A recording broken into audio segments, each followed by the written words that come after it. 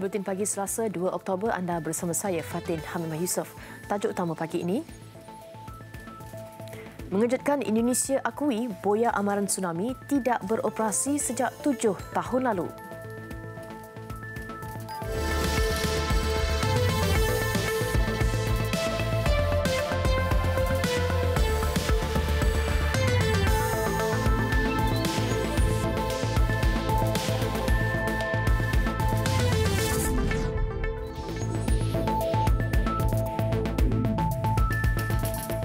Assalamualaikum dan salam sejahtera. Perdana Menteri Tun Dr. Mahathir Mohamad berkata Malaysia akan mengadakan rundingan perdagangan dengan United Kingdom secara berasingan pasca Brexit.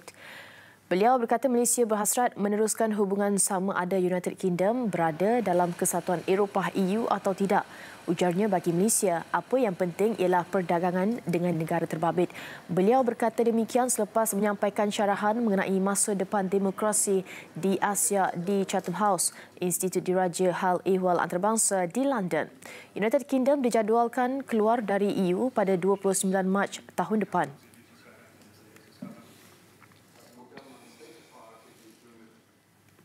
Agensi Pengurusan Bencana Indonesia BNPB membuat pendedahan mengejut di sebalik tragedi tsunami yang melanda Palu, Sulawesi, Indonesia apabila mengakui boya amaran tsunami sebenarnya tidak beroperasi sejak 7 tahun lalu. Menurut laporan media Indonesia, jurucakap agensi itu, Sutopo Purwo Nugroho, berkata alat pengesan berkenaan tidak beroperasi sejak 2012. Menurut laporan, sistem amaran itu amat diperlukan kerana wilayah Indonesia mempunyai perairan yang luas dan terdedah kepada tsunami. Oleh itu, pengesan tsunami amat perlu ditempatkan di lautan. Antara punca alat pengesan itu tidak lagi beroperasi ialah kengkangan keuangan untuk menampung kos operasi kerana peruntukan menurun setiap tahun. Setakat semalam, tsunami dan gempa bumi yang melanda Jumaat lalu mengorbankan lebih 1,200 nyawa dengan ribuan dikuatiri tertimbus.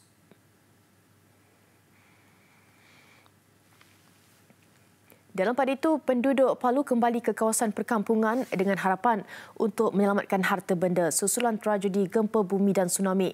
Namun mereka berdepan kekecewaan kerana kebanyakan kediaman ranap. Terbelah baru berputar, dia putar tanah itu.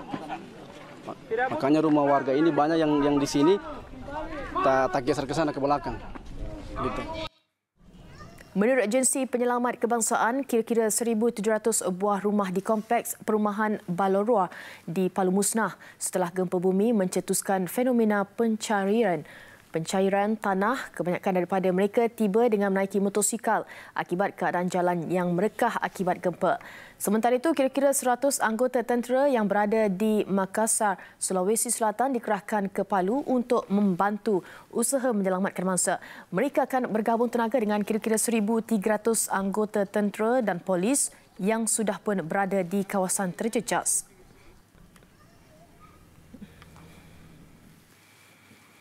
Sementara itu, Mercy Malaysia sudah menggerakkan pasukan pertama ke Palu, Sulawesi, Indonesia untuk menghulurkan bantuan kepada mangsa gempa bumi dan tsunami. Mereka terdiri daripada 2 orang iaitu pegawai kanan bantuan kemanusiaan serta pembantu pegawai perubatan. Pasukan penilaian kecemasan itu kini dalam perjalanan dari Makassar ke lokasi bencana. Kita dalam proses untuk menghantar pasukan yang kedua. Kesiapsiagaan dan juga persediaan untuk pasukan kedua ini pergi sudah pun sedang dilaksanakan dan kita berharap untuk dapat menghantar pasukan kedua ini dalam kurang daripada 24 jam yang akan datang sekiranya boleh, sekiranya mendapat kebenaran dan juga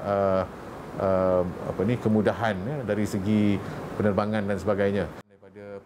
Pasukan kedua pula membabitkan anggota sukarelawan dalam bidang perubatan kecemasan serta bantuan perubatan kesihatan. Ujar Datuk Dr. Ahmad Faizal, cabaran utama yang perlu ditempuhi pasukan Mercy adalah masalah logistik dan masalah kerosakan jalan utama untuk ke lokasi bencana. Tambahnya, bantuan yang amat diperlukan ke Palu termasuk bekalan perubatan, air bersih serta petrol untuk generator. Orang ramai boleh menyalurkan sumbangan ke akaun Maybank Mercy Malaysia seperti yang tertera.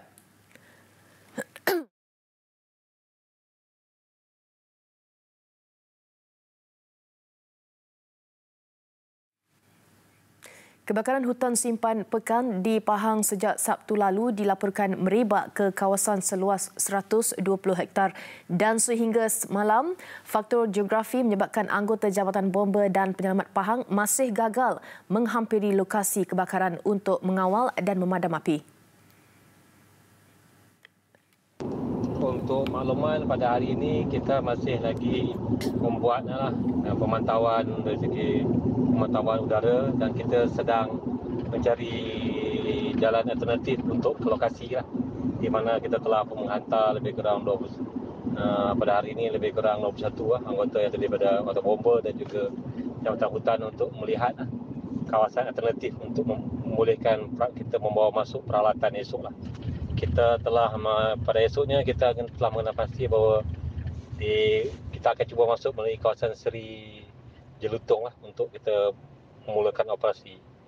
Kawasan berpaya, berbukit dan hutan tebal menyebabkan anggota bomba dan penyelamat tidak boleh memasuki ke lokasi kebakaran. Mereka sebaliknya perlu berjalan kaki sebagai alternatif memandangkan kawasan itu tidak boleh dilalui kenderaan. Difahamkan sehingga semalam, 6 anggota Jabatan Bomba dan Penyelamat serta 3 kaki tangan Jabatan Perhutanan Pahang turut terkandas untuk ke lokasi kebakaran. Ekoran keletihan. Usaha memadam kebakaran membabitkan 21 anggota dan dibantu 15 kaki tangan Jabatan Perhutanan. Sehingga kini pihak bomba hanya dapat melimpahkan air ke permukaan kawasan yang belum terbakar menggunakan air daripada terusan balak. Pembinaan lebuhraya Kota Baru ke Gua Musang, Kelantan akan diteruskan. Jaminan itu dibuat Timbalan Menteri Kerja Raya Muhammad Anwar Muhammad Tahir yang menyatakan punca kelewatannya adalah kerana masalah kewangan yang dihadapi kerajaan pusat. Highway itu akan diteruskan, bukan tak timbul soal tidak diteruskan. Tidak akan dibatalkan dengan mudah-mudah gitu. Cuma soal timing, soal masa, ada latar belakang tersendiri yang kadang-kadang benda ni tak perlulah saya hebahkan kepada umum. Kita pun dalam usaha nak cari jalan win-win. Apapun dalam dunia ni kalau nak selamat kena win-win situation. Bercakap selepas merasmikan cawangan ketiga syarikat bina PIN di Jalan Kuchil Bayam, Kota Baru semalam. Sebelum ini, Pengerusi PKR Kelantan Abdul Aziz Abdul Kadir berkata keperluan lebuhraya itu amat mendesak, khususnya ketika musim perayaan yang menyebabkan kesesakan teruk di laluan masuk ke Gua Musang. Lebuhraya Kota Baru Gua Musang membabitkan fasa berperingkat, antaranya Kota Baru Kuala Krai, Kaduk Ketereh dan Ketereh Kolanas. 1 Ogos lalu, Muhammad Anwar ketika persidangan Dewan Rakyat memberitahu pembinaan lebuhraya pakej 1B Lebuhraya Kota Baru Kuala Krai membabitkan laluan Pasir Hor Kaduk sejauh 7 km dijangka siap dalam tempoh sebulan. Manakala pembinaan lebuhraya pakej 2A bagi laluan Kaduk Ketereh sejauh 6.85 km pula sudah melepasi 50% pembinaan dan dijangka siap menjelang November ini. Bagi pakej 2B pula membabitkan laluan Ketereh Kolanas dalam proses pembinaan di peringkat awal. Baik, ancaman keselamatan maritim yang semakin mencabar ketika ini mendorong Agensi Penguatkuasaan Maritim Malaysia bekerjasama dengan Tentera Laut Diraja Malaysia TLDM dalam satu siri eksersis yang dijalankan selama 5 hari di Lumut Perak bermula semalam. Ia membabitkan hampir 1,000 pegawai dan anggota daripada kedua-dua agensi keselamatan itu. Majlis pembukaan eksersis cari lamat dan anti rompakan maritim diadakan di Pusat Teknikal Maritim di Pangkalan TLDM Lumut Perak semalam. Menurut Pengarah Bahagian Keselamatan dan Pengawasan Maritim, Laksmana Muda Maritim, Datuk Muhammad Alias Hamdan, fungsi kedua-dua agensi yang berbeza dapat dikoordinasikan menerusi latihan bilateral sekaligus memantapkan lagi komunikasi terutama ketika menjalankan operasi penguatkuasaan. Tujuan eksersis ini adalah untuk menguji cuba kita punya protap yang telah kita wujudkan antara APMM dan juga TLDM supaya kita dapat memperkukuhkan kita punya kerjasama antara satu sama lain. Sebab untuk bidang tugas search and rescue adalah walaupun dia adalah core business kepada APMM, tetapi TLDM sebagai penjaga kita punya perairan juga harus tahu. Maka perkara ataupun aspek ini perlu kita perkukuhkan menggunakan pakai kita punya protap yang telah kita wujudkan. Ini adalah eksersis kedua sejak dilaksanakan pada tahun lalu. Ia berkonsepkan latihan kawalan pos, pemerintahan dan latihan medan sebenar yang terbahagi kepada 4 fasa, iaitu fasa pembukaan, fasa pelabuhan, fasa penutup dan fasa laut. Menteri Pengangkutan Anthony Loke Siu Fook menggesa agar sidang media diadakan jika ada sebarang kelewatan tren transit aliran ringan LRT Rapid KL melebihi 15 minit. Prosedur operasi standard SOP baru yang berkuat kuasa serta-merta itu bagi memberi maklum balas lebih pantas kepada pengguna jika sebarang kelewatan berlaku. Dalam mesyuarat tadi dengan pihak pengurusan prasarana dan Rapid, saya telah mengarahkan supaya satu SOP baru diperkenalkan, iaitu kalau ada apa-apa insiden yang boleh ditarifkan sebagai major disruption, pihak pengurusan mesti mengadakan satu sidang media untuk memberikan penjelasan kepada pihak orang ramai. Menurut Luke, sebarang kelewatan membabitkan masalah teknikal melebihi 15 minit dikategorikan sebagai gangguan utama. Selain sidang media, prasarana perlu membuat hebahan mengenai perkembangan masalah terbabit menerusi media sosial secara kerap. Sementara itu, Kementerian Pengangkutan mencadangkan agar tambang lebih murah ditawarkan kepada penumpang tren ketika bukan waktu puncak. Cadangan itu bertujuan untuk mengoptimumkan penggunaan tren. Anthony Loke sebelum itu memaklumkan pemeriksaan serta mendengar taklimat berkaitan isu gangguan perkhidmatan tren LRT Rapid KL yang berlaku pada 25 September lalu membabitkan laluan Kelana Jaya.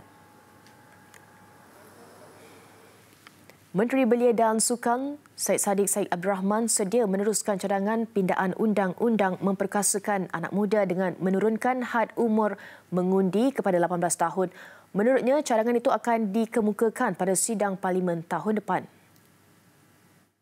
We would like to reduce the membership from 18 to 16 is because of the anticipation of the government to reduce voting age to 18 years old. So I just hope that when we are to table the bill to amend the constitution so that voting age will be reduced from 21 to 18, he will stick by his principles and will support us for the two-third majority.